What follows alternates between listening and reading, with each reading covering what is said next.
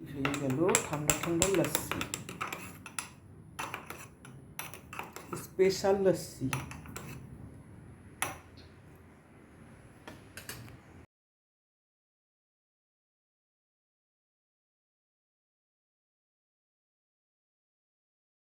গরমে স্পেশাল খাবার বানাবো লস্যি। এই দেখো ড্রাই ফ্রুট নিয়েছি, এখানে আছে দই, দিলাম একটু চিনি।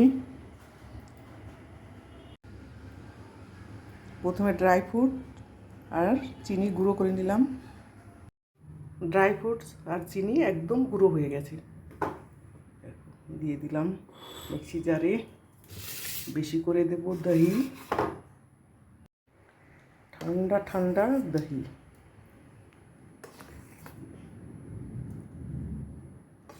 আরও একবার ঘুরিয়ে নিই। এই দেখো লস্যি তৈরি হয়ে গেছে। গ্লাসের মধ্যে প্রথমে দেব কালা নমক,